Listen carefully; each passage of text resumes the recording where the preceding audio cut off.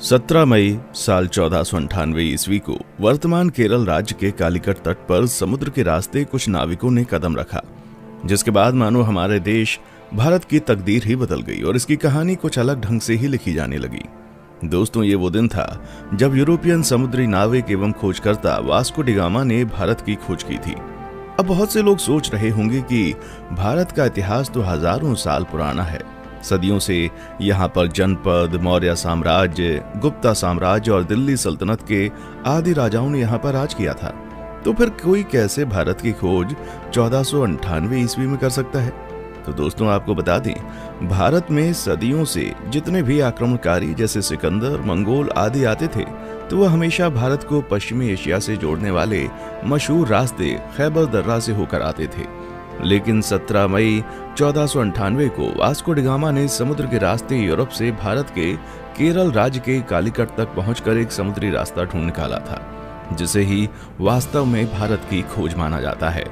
दोस्तों, आपको बता दें, उस समय भारत अपने कृषि उत्पादों के लिए बहुत ही ज्यादा मशहूर हुआ करता था। विशेषकर मसालों जैसे कि काली मिर्च, इलायची, दालचीनी आदि के लिए बहुत प्रसिद्ध था, जिस कारण उस समय भारत के साथ व्यापार करने के लिए यूरोप तथा अरब के देशों के बीच होड़ लगी रहती थी। लेकिन उस वक्त एशिया के प्रमुख देशों जैसे भारत, चीन, म्यांमार आदि के साथ व्यापार केवल स्थलीय मार्ग से ही होता था, जिसे सिर्फ मुस्लिम शासक एवं व्यापारी ही इस्तेमाल किया करते थे और मुस्लिम शासक उस मार्ग से यूरोपियों को व्यापार नहीं करने देते थे। लेकिन जब यूरोपीय लोग भारत में आने के बारे में और यहाँ की दौलत के बारे में सुनते थे, तो वे भारत पहुँचने के लिए और भी उत्सुक हो जाते थे। इसलिए व्यापार मार्ग की समस्या को खत्म करने के लिए कई यूरोपीय देशों ने यूरोप और भारत के मध्य एक समुद्री मार्ग खोजने का प्रयत्न शुरू कर दिया। मगर कई सालों के प्रयासों के बाद भी कोई सफल नहीं हो सका, क्योंकि उस समय यूरोप में समुद्र को लेकर तरह तरह की अफवाहें उड़ती रहती थी।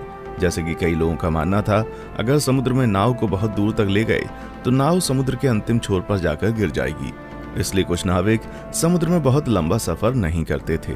लेकिन फिर 1960 के दशक में पुर्तगाल के शहर सीन्स में जन्मे वास्को डी गामा ने भारत का समुद्री मार्ग ढूंढकर यूरोप के सामने व्यापार का एक नया दौर शुरू कर दिया और हमेशा के लिए इतिहास के पन्नों में अपना नाम दर्ज करा लिया। कैसे शुरू हुआ था भारत को खोजने का सफर? दोस्तों, वास्को डी गामा का जन्म 1960 के दशक के आसपास ही पुर्तगाल के सिंस में हुआ था। उनके पिता एस्टेवा भी एक अच्छे नाविक एवं समुद्री खोजकर्ता थे। वास्को डी गामा का सारा बचपन अपने पिता के साथ एक नाविक और यात्रा के माहौल में बीता था। फिर सन 1480 में वास्को डी गामा ने अपने पिता का अनुसरण करते हुए पुर्तगाली नौसेना में वो शामिल हुए। यहीं पर उन्होंने नौचालन का एक एडवांस तरीका और लंबी समुद्री यात्रा करना सीखा। फिर उस समय पुर्तगाल के राजा हेनरी, जिन्हें हेनरी द नेविगेटर के नाम से भी जाना जाता था, उन्होंने उत्तर और पश्चिम अफ्रीका में कई सफल समुद्री यात्राओं तथा खोजों को आर्थिक सहायता एवं संरक्षण प्रदान किया था, जिस वजह से बहुत से नाविक नए नए द्वीपों को ढूंढने की कोशिश किया करते थे। इसी के चलते 1487 में पुर्तगाल के ही एक प्रसिद्ध खोजकर्ता बार्टोलुम डायस ने अफ्रीका के दक्षिणी सिरे तक यात्रा करके ये पता लगा लिया था कि हिंद महासागर और अटलांटिक महासागर एक दूसरे से जुड़े हुए हैं।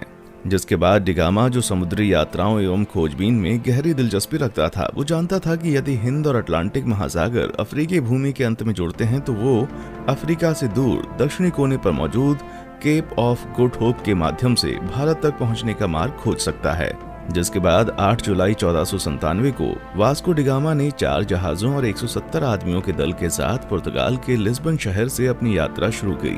वो खुद 200 टन वजनी सेंट गैब्रियल नामक जहाज में सवार हुआ और अपने छोटे भाई पाउलो को सेंट राफेल नामक जहाज का नेतृत्व सौंप दिया।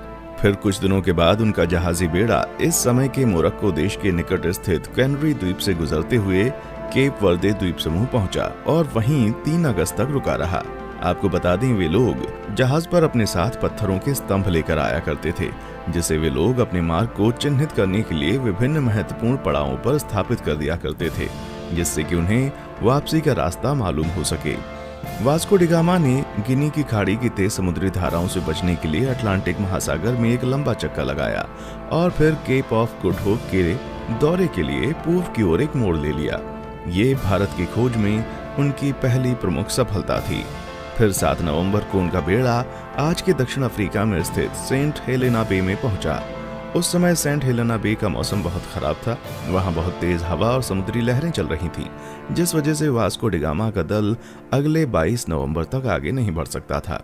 लेकिन फिर भी कुछ दिनों बाद मौसम अच्छा होने पर उन्होंने यात्रा करना शुरू कर दिया और वे केप ऑफ गुड होप पहुंच गए, जहां पहुंचकर उन्होंने इस जगह का अच्छे से दौरा किया। दोस्तों, आपको बता दें, जब Vasco da Gama Cape of Good Hope नामक स्थान पर पहुंचे तो तभी उन्होंने महसूस किया कि उसका भारत तक मार्ग खोजने का सपना हकीकत में तब्दील हो सकता है। और फिर मार्ग को चिन्हित करने के लिए पहले की भांति वहां एक पत्थर का स्तंभ स्थापित किया और फिर आगे की यात्रा की तैयारी करने लगे। केप ऑफ गुड होप के आगे की यात्रा उन्होंने 8 दिसंबर को शुरू की थी और क्रिसमस आने तक वे दक्षिण अफ्रीका के नटाल तट पर पहुंच गए। अलग अलग नदियों को भीतर और बाहर से पार करते हुए डी गामा का बेड़ा धीरे धीरे मोजाम्बिक की ओर पहुंचना शुरू हुआ। इस बीच वे लगभग 1 महीने तक कहीं पर रुके और जहाजों की मरम्मती का काम किया। फिर 2 मार्च 1498 को डी गामा का बेड़ा मोजाम्बिक द्वीप पर पहुंच गया। जब डी गामा अपने दल के साथ मोजाम्बिक की धरती पर उतरा और वहां के निवासियों से मिला तो उन्हें लगा कि ये पुर्तगाली जहाजी भी उन्हीं की तरह मुसलमान है, इसलिए उन लोगों ने उनकी खूब मदद की। डी गामा का मोजाम्बिक में पड़ाव डालना काफी उपयोगी सिद्ध हुआ। वहां उसे समुद्र के किनारे बंदरगाह पर सोने, चांदी तथा मसालों से भरे हुए 4-5 जहाज दिखाई दिए। उसकी मुलाकात ऐसे स्थानीय लोगों से भी हुई जो कभी कभी भारतीय समुद्री तटों की यात्रा करते थे। इससे वास्को डी गामा को पूरा विश्वास हो गया कि वो उचित दिशा की ओर आगे बढ़ रहा था। उसे उस दिशा को समझने में भी मदद मिली जिधर अब उसे आगे बढ़ना था। फिर 7 अप्रैल 1498 को उनका बेड़ा मोम्बासा में प्रवेश कर गया तथा यात्रा के एक और महत्वपूर्ण ठहराव मोम्बासा के ही मालिंदी में लंगर डाल दिया। मालिंदी में डी गामा की मुलाकात कांजी मालम नामक एक ऐसे गुजराती नाविक से हुई जो भारत के दक्षिण पश्चिम तट के कालीकट जाने का मार्ग जानता था। उस गुजराती नाविक के महत्व को देखते हुए डी गामा ने उसे भी मार्गदर्शक के रूप में अपने बेड़े में ले लिया और फिर अगले 20 दिन तक लगातार हिंद महासागर में चलने के बाद डी गामा को धीरे धीरे भारत के घाट और पहाड़ दिखने लगे। फिर 17 मई 1498 को वो भारत के दक्षिण पश्चिम में स्थित कालीकट के बंदरगाह पर जा पहुंचा।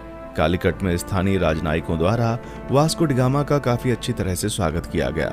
वो यहाँ लगभग अगले 3 महीने तक रहा और भारत के बारे में बहुत सारी महत्वपूर्ण जानकारियां इकट्ठा करता रहा।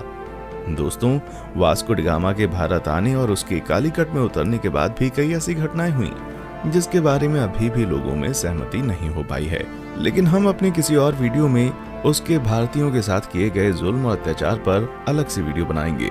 इस वीडियो में हम सिर्फ उसकी यात्रा पर वीडियो बना रहे हैं।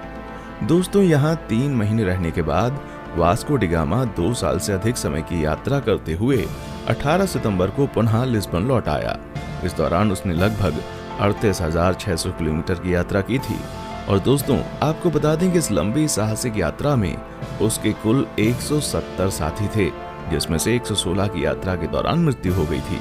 वास्को डी गामा की इस उपलब्धि से पुर्तगाल के राजा बहुत खुश हुए थे तथा उन्होंने उसे दूसरी बार फिर से 1502 में भारत की यात्रा पर भेजा था।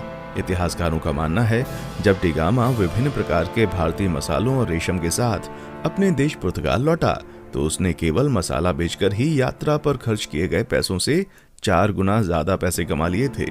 दोस्तों, फिर 1524 में वास्को डी गामा की मृत्यु कालीकट में ही तब हो गई जब वो अपनी तीसरी यात्रा पर भारत आया हुआ था और कई इतिहासकारों के मुताबिक उसकी मृत्यु का कारण मलेरिया था। दोस्तों, जब डी गामा ने यूरोप और भारत के बीच का समुद्री मार्ग खोज लिया था तब डी गामा का नाम पूरे यूरोप में बहुत मशहूर हो गया था और उसकी उस साहसिक यात्रा की चर्चा सभी यूरोपीय देशों में होने लगी थी तथा धीरे धीरे अन्य देशों ने भी उसी खोजे गए रास्ते से अपने अभियान भारत भेजने शुरू कर दिए थे, जिस वजह से पुर्तगालियों के बाद डच, डेनिश, ब्रिटिश और फ्रांसीसी भी भारत आना शुरू हो गए थे।